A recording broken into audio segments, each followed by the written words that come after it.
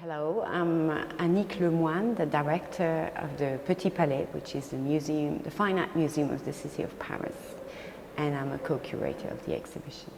The exhibition is about the fashion house Worth. It tells the story of a man, Charles Frederick Worth, I'm saying it with a French accent, but it's also the story of 100 years of this family firm, Worth, and of history of fashion through mid-19th century, beginning of the 20th century. It is exceptional because it's the first time in France ever we dedicate an exhibition to Worth. It's a very ambitious exhibition with more than 400 items and nearly 100 costumes from the Worth fashion house.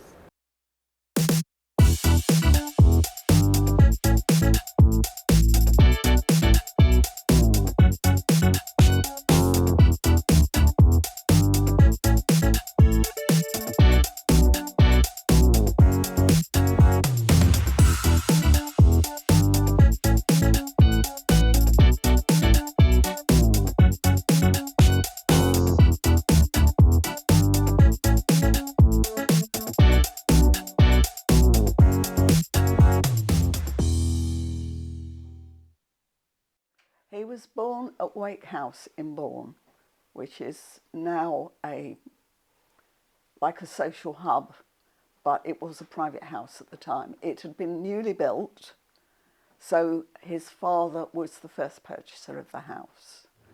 His father was a respectable figure, a solicitor, and so they were quite sort of middle class, and so Charles was going to school as a young boy to become a gentleman, you know. But then unfortunately, what the family now says is that probably his father, William, was probably bipolar.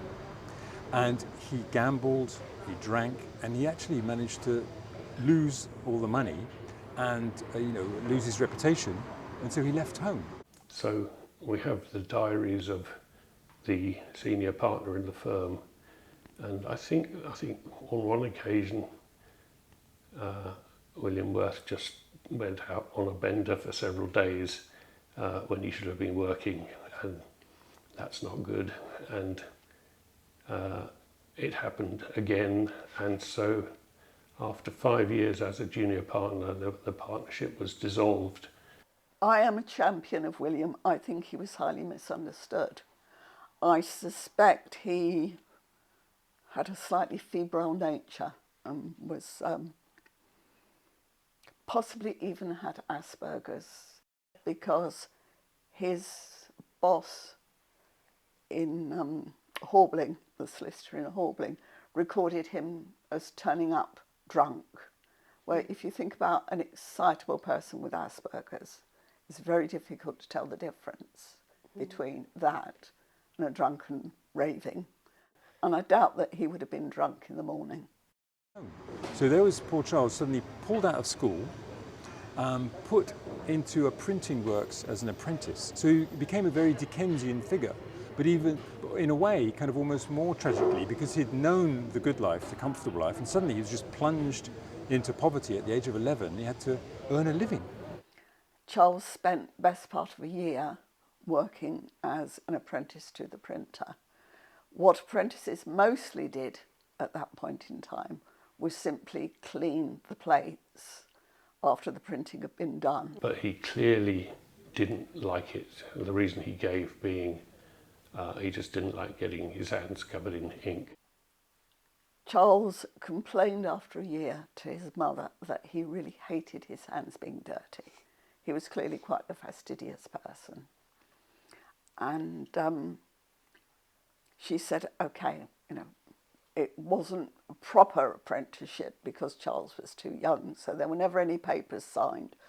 We've had a look in the archives in Lincoln and we cannot find any apprenticeship papers at all.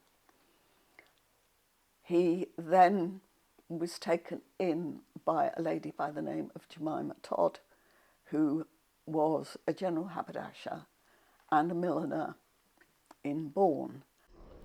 I'm Jenny Lister and I'm a curator of fashion and textiles at the Victoria and Albert Museum, and I specialise in the 19th century. So although we have this idea of Worth coming from this kind of quiet country backwater, there were important houses nearby, there were wealthy, there were aristocratic people.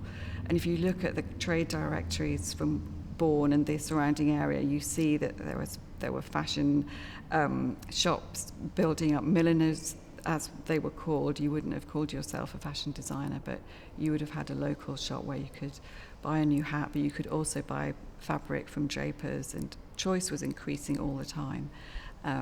So I think he would have been surrounded by fashionable people in Bourne and would have sort of seen people going to London and coming back. And there was family background as well, wasn't there? Particularly on his mother's side, there were people with connections in London, and perhaps that was what built into this mission he had to go to London and make a better life for himself. Okay, my name is Olivia Worth van Hougarden. I'm Belgian. My mother was the daughter of Jean-Charles Worth, who was the grandson of Charles Frederick. So Charles Frederick Worth was my great-great-grandfather. So nobody really knows why he went to London. Probably was helped by his family, because some people in his mother's family were in textiles, fabrics. So he probably got help to go from printing to textiles. And he learned, he could wait, and he learned his way, he learned his business, and he did it well. Went to work for a department store called Swan and Edgar, which no longer exists. The building still exists, but the name doesn't. He will have been taught some rudiments of gentlemanly behaviour, because assistants were expected to act like young gentlemen. It was in Swan and Edgar that he got the urge to move on to Paris, partly because he would get the idea that the buyers for the finest fabrics would be making these trips to Paris, and they'd come back with, presumably exotic fabrics that weren't available in London. So he would see some of the richest, best dressed people, the dandies, wandering around London at the time, and they obviously had quite an inspiration on him, and he used his apprenticeship to become quite a dandy himself. He matured very quickly. So by the time he was 20, he didn't have much money, but what money he did have, he spent making himself look presentable, and he'd learnt good manners. So he was quite a fashionable-looking young gent. I think it would have been the most amazing place and most amazing time to be in London. So the shopping streets we know today in Regent Street and Oxford Street, they were being built, and shops that we would recognise today as with big windows displaying their wares, the big names of the shop owners and the brands would have been everywhere. It would have been incredibly stimulating, so that the National Gallery was open in Trafalgar Square. There was kind of opportunities opening up for people everywhere, so it was this kind of melting pot. I think he innately felt something about fashion. Working with all these posh ladies in London who were coming in to buy these materials, I think he became disappointed at the way they were using them. It was a bit sort of frumpy, a bit too frilly. He didn't like it. He obviously somewhere got this sense that you needed very clear lines and very you could do something very eye-catching with these beautiful materials, and he seems to have thought that women weren't doing it. But at the age of 21, supposedly with £5 in his pocket, he got on a steamer in London, went to Gravesend, then got off and got on a boat across the Channel, either to Le Havre or Dieppe, we're not sure which. His decision to move to Paris, it just seems a very risky thing to do. It was a very bold move by then he was a 20-year-old, I think, but still a very bold move.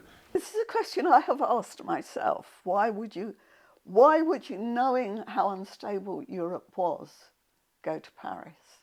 And the only answer I can come up with is that it was still the financial capital of Europe.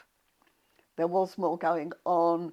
There was a lot of bohemian art going on. There was a lot more free thinking. I'm David Coelho. I'm the director and the curator of the Musée d'Histoire urbaine et sociale de Suresnes, the social and urban history museum of Suresnes.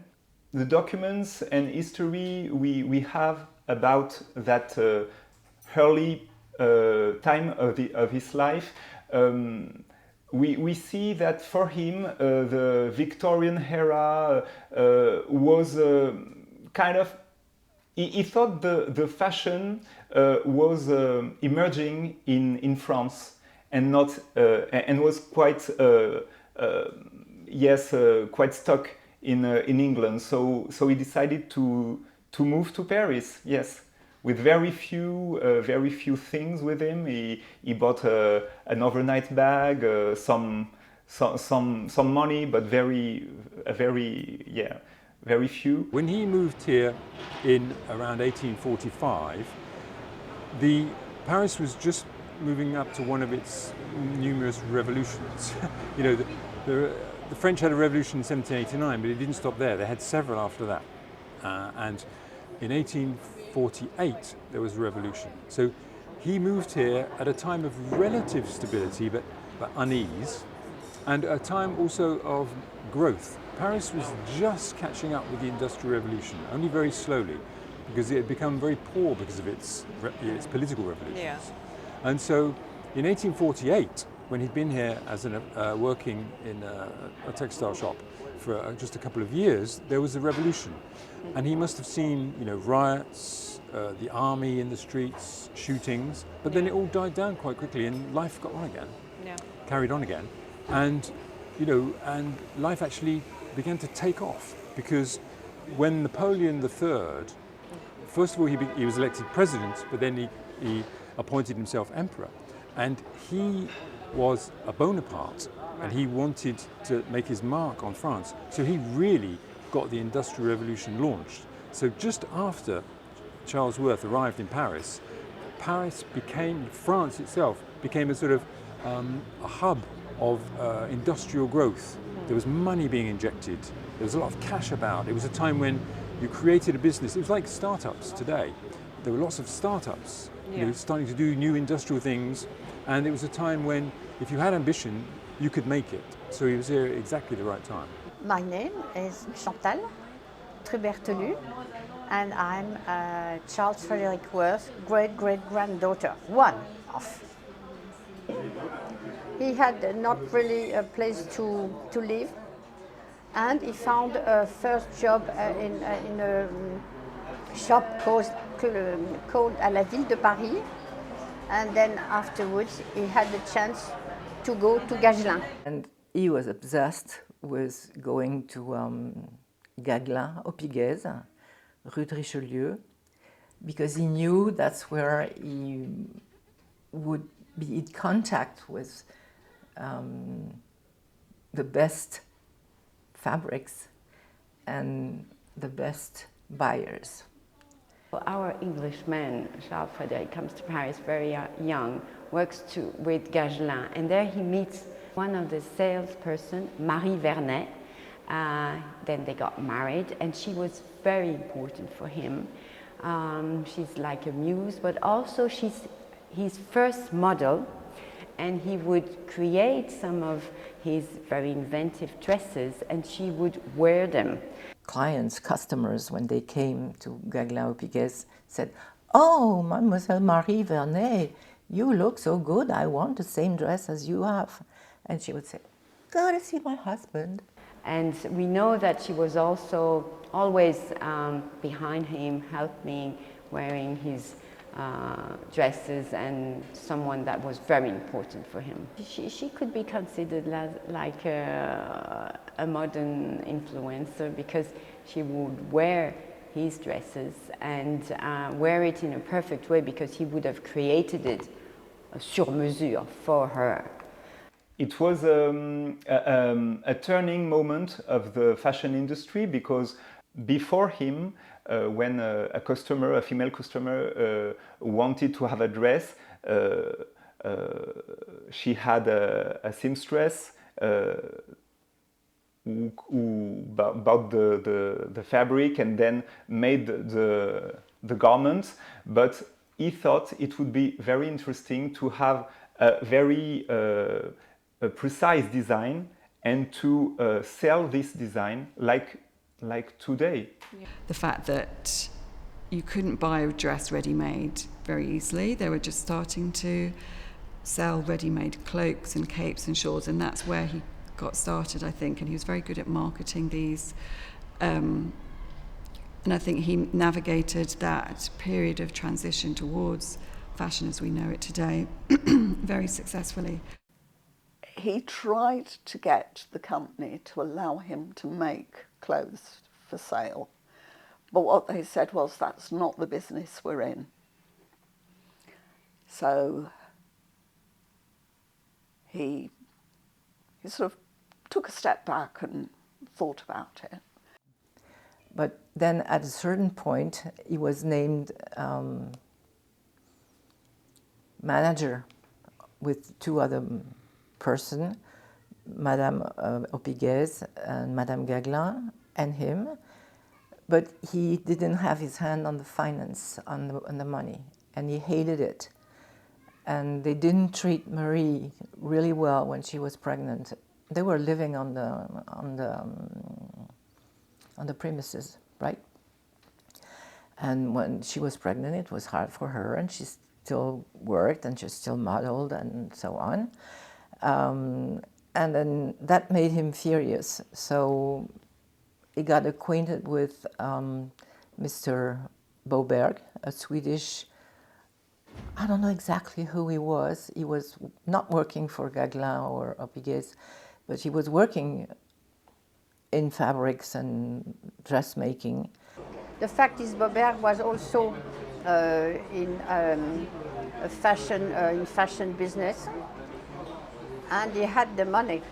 Charles had not the money, but he was the spirit of creation.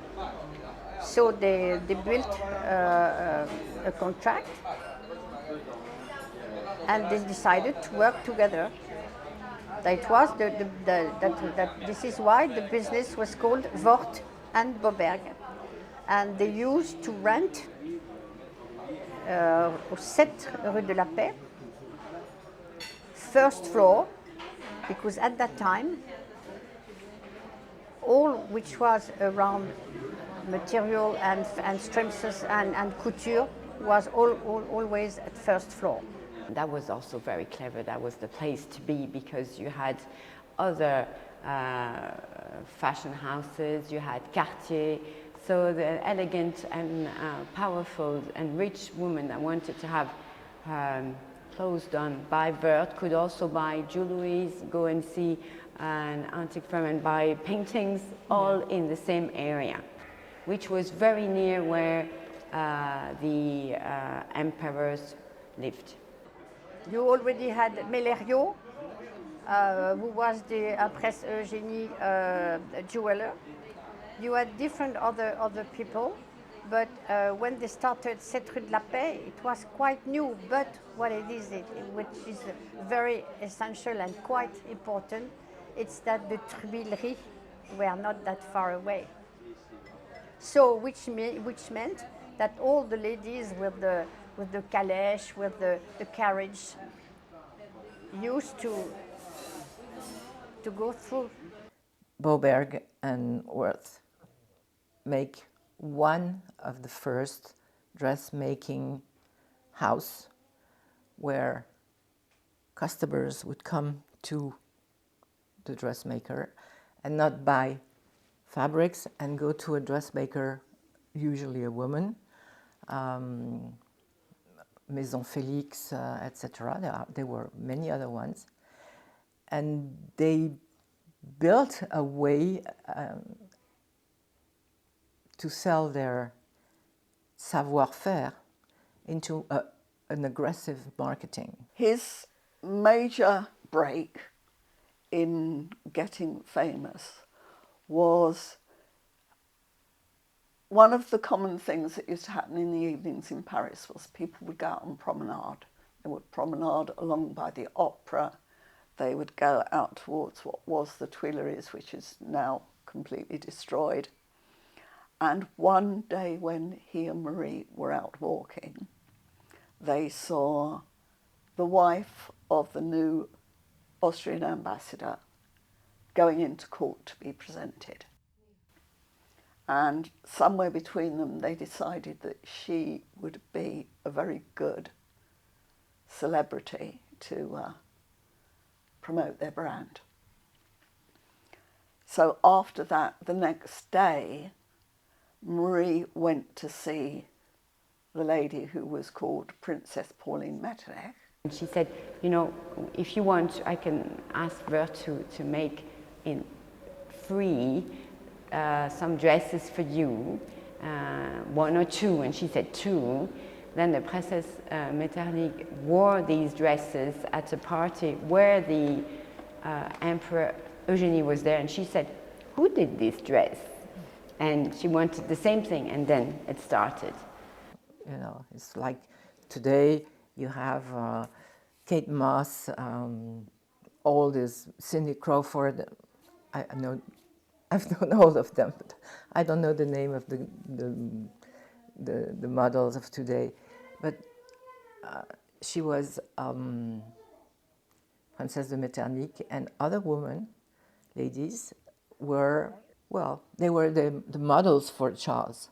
And then it would go to the Empress Eugenie, and Eugenie liked it, and she asked to meet Charles. She met him.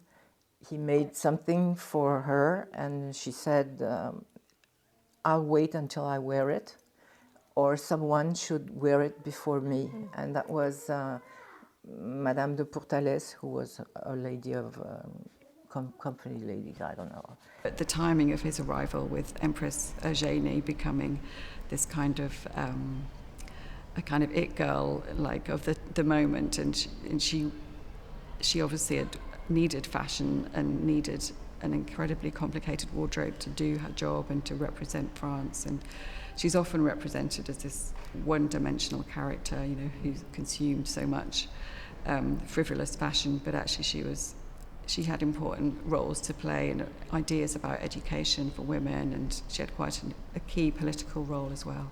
And I think that partnership with Worth helped her to do her job, essentially. You know, like you might think about the royal family today, is creating pictures that go around the world and tell the stories that need to be told. So they were, yeah, it's the perfect partnership. When Charles Worth first arrived, the court of Louis Philippe was quite boring. He was marketing himself as a kind of bourgeois king, right, so as not to appear too royal. Okay. First of all, it had been boring, and Charles Worth probably thought, these people are quite boringly dressed, you know, there's room for improvement here. But then, when Napoleon III arrived, he completely changed things. When he appointed himself emperor, he suddenly installed a kind of Louis XIV court, right, with himself and the Empress Eugenie as the stars, and everyone had to dress up. There were parties all the time. It was party time. There was a lot of money about, and so people spent their money on appearance. Yeah. And so it was a great time for a dressmaker, because suddenly there were all these balls and parties at court, at the Tuileries, down near the Louvre, and you had to dress up for them.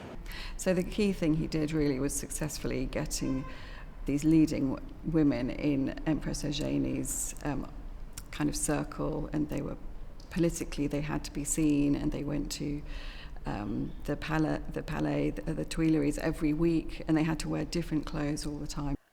Worth and Boberg contracted to work together for 10 years. At the end of the 10 years, Boberg had enough money to go home, buy a farm, and apparently married an actress. And Worth then continued and established it as the House of Worth. He did lots of innovative things.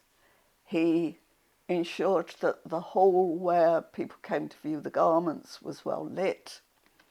He had mirrors to reflect the light. You could see how it would look in the ballroom when the ballroom was lit, so you could see how you would look. And what he did was he also got more models, and he tried to get a model the same size as the customer. they didn't invent haute couture. They invent some way to sell it. And of course, the story of finding Princess of Metternich to have 2 dresses for 300 francs and to show to impress Eugenie was kind of a genius. Yeah, it's almost like there's the template for couture that got established in the 1860s with Worth and his. He was very good at promoting the idea of separate collections in the separate seasons, so for spring, summer, and autumn and winter. And I guess the key thing is the designer label and that designer brand. He was iconic, firstly because he had the brilliant idea of putting his labels on his dresses. And at first he'd put them on the waistline, so they were really visible. These beautiful silky labels with his signature on them. He invented the whole thing of brand, image. And he honestly became, by the end of his life, he was one of the most famous people in the Western world. You mentioned his name, Worth, everyone knew him. He appears in novels by Henry James, where these women in New York society had to have a Worth dress in their wardrobe if they wanted to be anyone. And there's a novel in Henry James where a woman is trying to groom a young lady to become sort of a social, high society figure, socialite, and she says, "Okay, I'm going to ask you a few questions about culture." And one of the questions is, "Do you know Worth?" And she said, "No." "Oh my God, they're not ready." And Dickens wrote about him as well. He was incredibly, in the Western world, he was world famous. He became the rage for a lot of people, for a lot of ladies, especially for American ladies. He said, you probably know it, "I like to dress Americans because they have the body, the silhouette, the money, the means, and they're ready to come to my house from the United States to be fitted at my place." He was, oh my God, I'm Charles Frederick Worth. He was, I think he thought a lot of himself.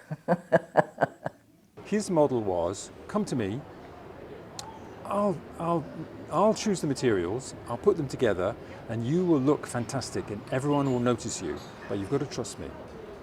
And eventually he turned himself into a kind of one of the first fashion dictator, which was, "I will decide what you wear, when you wear it, and you will pay me a fortune." Then once he landed this kind of prime goal of getting the empress to wear his clothes, I think that was the key thing that moved him forward into the public consciousness as the so-called dictator of style. And then from that point, he was very successful at getting famous actresses and singers to wear his clothes, and it kind of took off from there.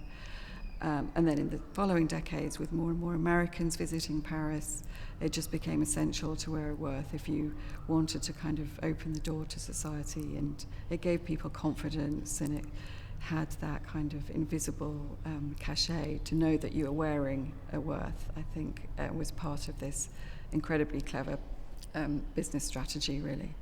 And that is the model that all fashion designers today in haute couture use. I'm the genius, you're going to wear an elephant on your head and everyone's going to think you're brilliant. Whereas he was actually dressing them for specific social occasions. It is important for him to be known now, because not because of style or anything, but because he talked to the right people, the Empress of France, the Emperor, the aristocrats, the rich people, and that he put himself above his customers.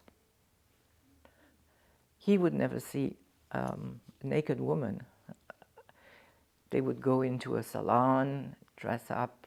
Marie was there, or seamstresses, and he came at the end and he just put, a little flower or something. Or he said, "Oh, this is ugly, just throw it and put something on."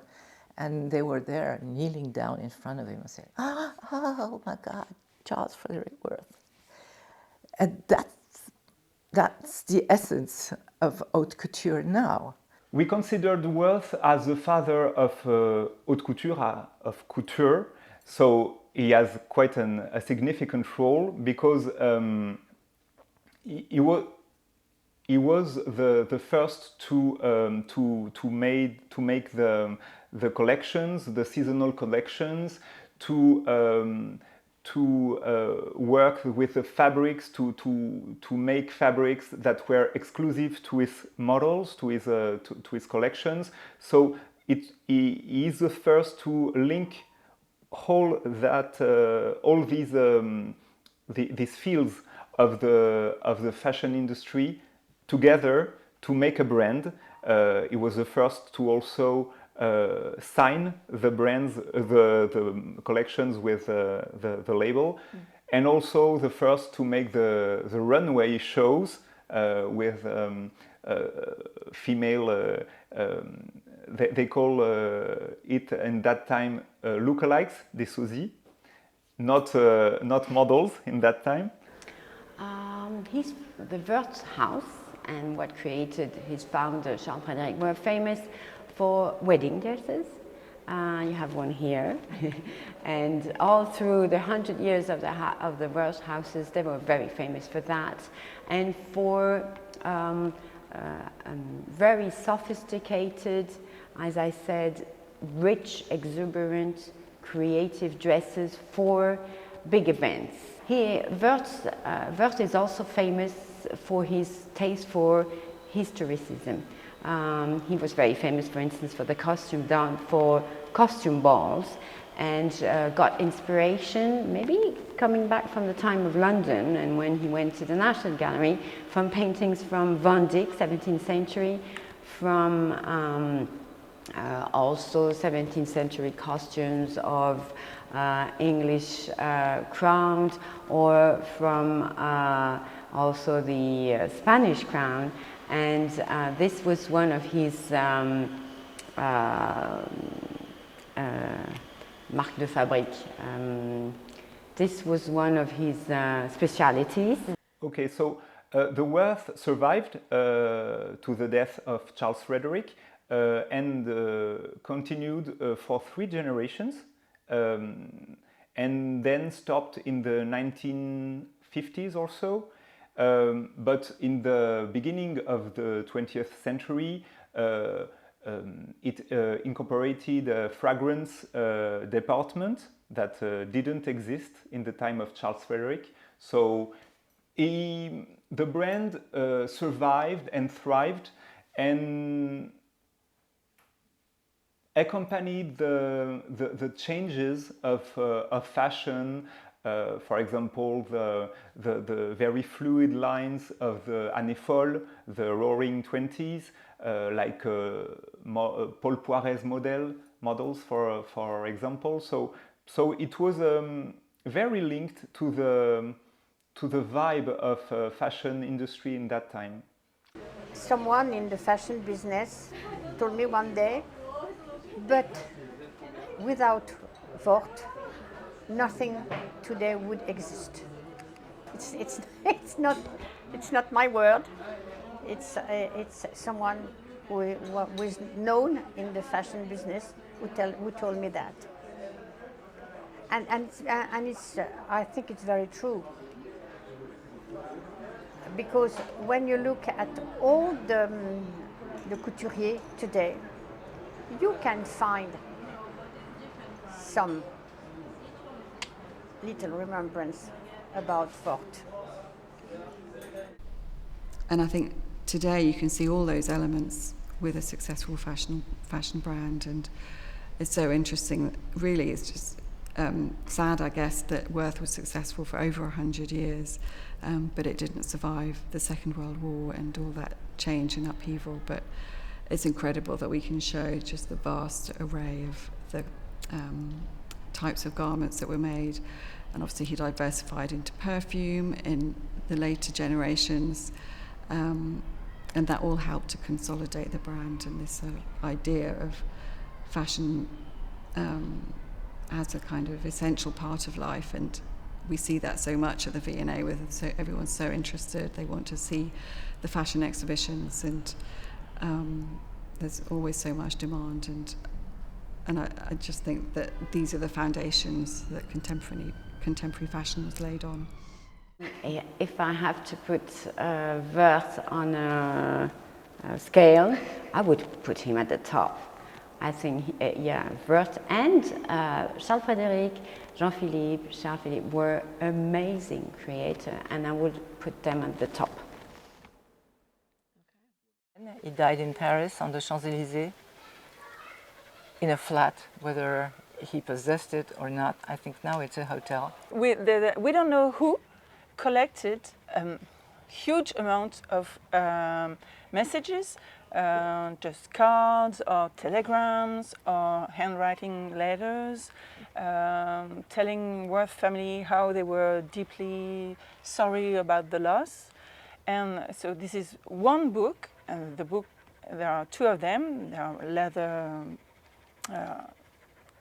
wrapped, covered, and embossed CFW, 8 kilo each.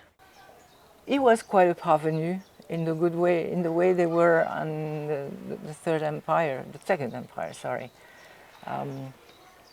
Now he's been forgotten for a long time. But not for me, not for us.